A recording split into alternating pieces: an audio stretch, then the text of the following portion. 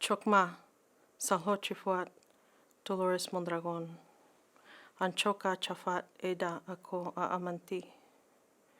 Y mi familia también es de Coronel, Guanajuato, Mexico. As a Chickasaw Chicana Two-Spirit activist grandmother, military veteran, drum keeper, PhD student at UCSB, and a displaced granddaughter of Shimohoke, who was forced to walk the Trail of Tears, forced from our lands, I pray for a future where my children's homelands are returned to be with our relatives once more. And I pray the same prayer for the Chumash peoples whose lands we still occupy today. I am honored to be asked to acknowledge their lands and read their prayers here today. Chokmashki. We ask you to join us in acknowledging the Chumash peoples, their elders, both past and present, as well as their future generations. We would like to take this opportunity for us all to reflect on how the work we do here today, in our search for knowledge, our opportunities to teach, and every day in our chosen fields, affects these lands and the peoples of these lands that we work with and research to protect.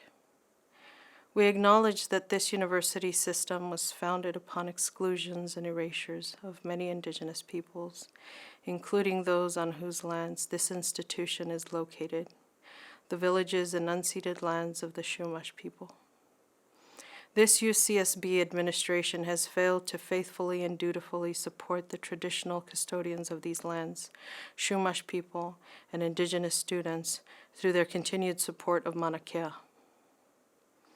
As we work together to prevent further damage to these lands and waters that support not only our livelihoods, recreation, lifestyles, research, and education, we remember that the Chumash peoples of this area have been separated from these lands, unable to maintain livelihoods as they should, unable to recreate traditionally, unable to maintain their traditional lifeways freely, and unable to have the same access to their lands that we are provided to do their own traditional research and educate their future generations. The Chumash people are comprised of the descendants of indigenous people removed from their island of origin, Limao, Santa Cruz, Aniapac, Anacapa, Wima, Santa Rosa, and Tucan, San Miguel, subjugated by the 5 missions during Spanish colonization of the Central Coast from Malibu to Morro Bay and inland to Bakersfield. The villages upon which this university sits were a safe haven for maritime travelers, a place alive with trading, hospitality, and abundance, a place where knowledge of and from the surrounding areas, far and wide, was shared with all people of this place and its many visitors, a traditional place of sharing knowledge and education, a tradition the university has an obligation to remember. Many of the projects and research conducted by this university are within the traditional territories of the Chumash peoples and/or affect other indigenous peoples in their territories, and in spite of all of this, each tribe, council, clan, and band is working diligently to restore and continue their traditional stewardship practices on these lands and heal from this historical trauma. The damage that has been done and continues to be done by not sharing the true histories and legacies of this place and others, and by the exploitation of the natural cultural resources of these lands, can never be erased. There is no mitigation or research project that can make their communities whole again. But we can do better. As educators, friends, and allies, together we can acknowledge the mistakes and atrocities of the past and move forward in remembrance and relationship with the local Chumash peoples and other indigenous peoples to facilitate their process of healing by making sure that our processes here make room for their Chumash and indigenous voices to be heard, their traditional ecological knowledges of these territories to be listened to, and their peoples to be a part of the healing of these lands and waters, as well as themselves. This acknowledgement, though brief and in no way complete, demonstrates a commitment by this institution and their educators to begin the process of creating a relationship with the local Chumash and indigenous communities, and works to dismantle the ongoing legacies of settler colonialism. We come together today to acknowledge, stand up for, and give voice to the unceded lands and waters of the Chumash and all their peoples. Wow.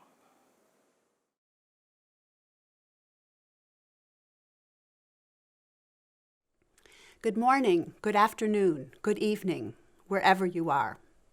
My name is Lila Roop, and I'm the interim Ann and Michael Tobes Dean of the Graduate Division. Welcome to this 2021 virtual commencement ceremony. Imagine for just a moment that you are on our beautiful campus on the edge of the sea. You're sitting on the faculty club green on a sunny afternoon with a breeze gently blowing from the lagoon. Your family and friends are here to watch you receive your teaching credential, your master's degree, or your doctoral degree, in which case you may be sitting with your advisor, who will hood you on stage. That's the way it's supposed to be. That's the way I wish it were. That's the feeling I want you to take away from this virtual celebration of your accomplishments. But of course, we are not there, and you may be anywhere in the world. The past 16 months have seen a pandemic sweep across the globe, take so many lives, upend economies, and cause untold suffering. In this country, the disparate impact of the pandemic on Black and brown people, along with persistent anti-Black violence against those whose names we know and those we don't, along with a rise in hate crimes against Asian and Pacific Islander communities, has made the call for racial justice more urgent than ever. These events have robbed us of so much, even those of us who have not lost loved ones. But they have not robbed us of hope, or what my favorite social media star, Pluto the Schnauzer, calls the hopes. For we may be coming out of the worst of times, but for you today, this is the best of times. And when you have the hopes, you can celebrate. Think of all you have done, first of all, to get to this place, especially those of you from underrepresented communities or those who are the first in your families to go to college, much less graduate school. Some of you traveled far away from home in countries around the globe to be here. Some of you are parents. Some of you are veterans. Some of you came back to graduate school after other careers. You are of different races and ethnicities, different class backgrounds, different genders, different sexualities, different physical abilities. Some of you came well prepared for the challenges you have faced, having found support for this road from the beginning. Some of you felt lucky to have found a family member or mentor or other supporter who believed in you and knew this was something you could do. We celebrate the diversity you represent and the barriers so many of you have overcome to be here at this moment. And we celebrate what you have accomplished and what you will take out into the world. This is a moment in time when your abilities and skills and commitments and passions are needed more than ever. No matter where you are headed, to a career in teaching and research, to industry, to public service, you are embarking on careers that will address the challenges we face today from multiple perspectives. Some of you will contribute to dealing with future pandemics and all their consequences. Some of you will be teaching in our wonderfully diverse California schools. Some of you will help solve our societal problems of climate change, racism, economic inequality, and other forms of injustice. Others will make scientific discoveries, create new technologies, help us understand the languages, literatures, traditions, values, and histories of our and other cultures, make beautiful art and music, help save the environment. In all sorts of ways, no matter your discipline, you will be making a difference in this world and beyond. We are proud of you. We are proud of what you are taking away from UC Santa Barbara and what you will give back to the communities you serve. One of the slogans of the student movement on campus has been, "Education is a right, not a privilege." Education should be a right, but in reality, it remains a privilege. And this is even more the case for a graduate education.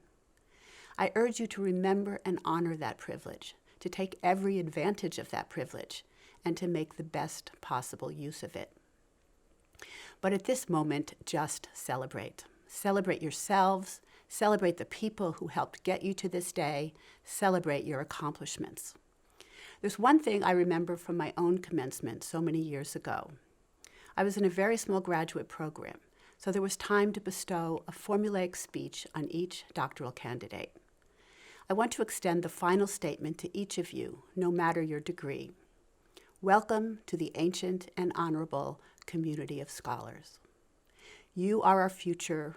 You give us the hopes. Congratulations.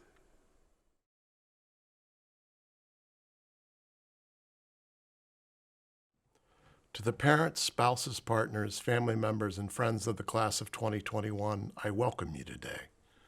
On behalf of my colleagues in the Gewurz School of Education, I want to let you know that, like you, we're very proud of what your graduate has accomplished. We thank you for the love and support that you've provided to your student during their time at the Gewurz School. To the 2021 graduates of the GGSE, on behalf of my colleagues, I offer our congratulations to you for your tremendous achievement and our hope that you will have a future filled with many blessings and great success. I know that the past 16 months have been extremely difficult for you all. One important lesson that I learned during this time is how I've been reminded of the many great disparities that persist in our society and how they disproportionately harm the lives of low-income people and people of color. As educators and applied psychologists, we must pursue our work in a manner that is equitable, inclusive, and just. As you look forward to your future and consider what you'll do to forward this important work, I will leave you with a few things to consider. First, none of us achieves what we achieve alone. We must honor the hard work and sacrifices of those who came before us and recognize how their efforts have lifted us up and moved us forward. All of us are here today because of the love, support, and sacrifices of others. There's a saying popular in the civil rights community that best illustrates this idea to me. If we're able to see clear, it's because we stand on the shoulders of the giants who came before us. I believe that the best way to honor those who supported you and lifted you up is to do the same for others, to pay it forward. Dr. Martin Luther King Jr. asserted that life's most persistent and urgent question is, quote, "What are you doing for others?" He also said that all labor that uplifts humanity has dignity and importance and should be undertaken with painstaking excellence. Horace Mann, an American education reformer and abolitionist who served as the founding president of Antioch College, implored his graduates in his final commencement speech in 1859 to, quote, "be ashamed to die until you've won some victory for humanity," end quote. I also encourage you to embrace your future and live your dreams. While none of us ever knows what our future holds, I hope that you're confident in knowing that your family, your friends, your teachers, and your professors have done their best to provide you with all that you need to embrace your future and to confidently chase your dreams, especially in times as challenging as those in which we now live.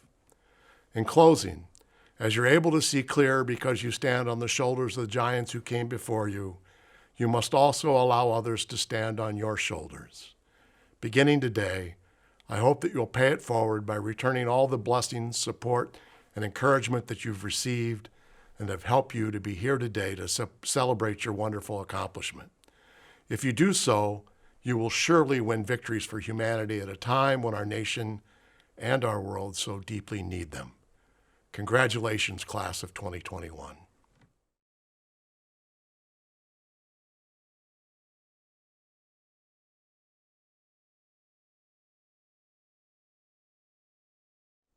Hello, John.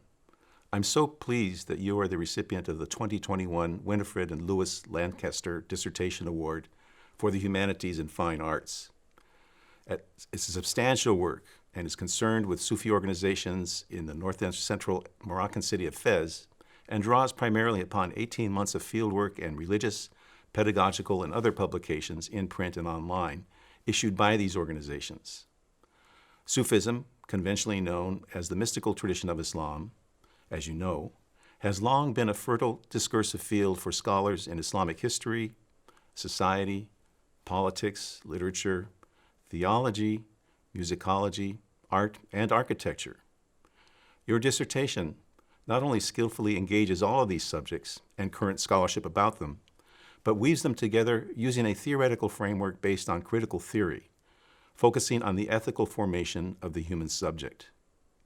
This, in addition to your accounts of 3 heretofore understudied Sufi organizations, make this dissertation a most noteworthy contribution to Islamic studies, to the wider field of religious studies, and to the humanities. Simply put, it is the best dissertation I have supervised in my 38 years of teaching at UCSB.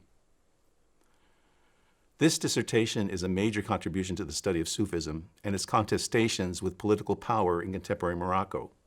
But it is much more than that. It is also about a particular formation of Islamic tradition that strives to negotiate a place for itself among its other formations, including those of the nation-state, Muslim jurists, and militant jihadists.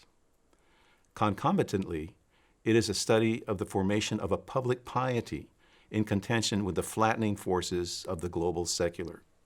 Arguably, it is above all a portrayal of the conditions and products of ethical action in modernity. As a fascinating interdisciplinary portrayal of human moral agency, it exemplifies the best of humanities scholarship and is destined to receive widespread praise when it is published as a book. And I hope that happens soon. Like other graduate students, you completed your dissertation during the pandemic year of 2020-2021. I must point out, however, that this was not the only adversity you had to overcome, as you well know. In 2016, after completing your field exams, you received a Fulbright grant to start field research in Egypt. Your proposal was approved by the in-country review panel. You had already done research on Sufism there, visited the country, and acquired some proficiency in Egyptian colloquial Arabic. However, when state security conditions in Egypt made research too dangerous, Fulbright canceled your fellowship. However, you were then invited to apply for Fulbright Hayes Fellowship for Morocco, some 3,000 miles west of Egypt. You received this award, but had to take a leave of absence to develop expertise both on the scholarship about Islam in Morocco, which constitutes its own subfield, and familiarize yourself with the Moroccan dialect, which is incomprehensible to anyone proficient in either Modern Standard Arabic or Egyptian colloquial, which you are in both. To support yourself, you spent your leave of absence in 2016-17 in Saudi Arabia, teaching computer programming, digital media, graphic and web design, yearbook, and smartphone app development at an international secondary school. You subsequently started your Moroccan fieldwork in 2017, completed in 2019. Through all of this, you demonstrated exceptional resilience in the face of adversity and your dedication to academic research, not to mention your intellectual gifts and talents. Again, John, congratulations on your remarkable achievements.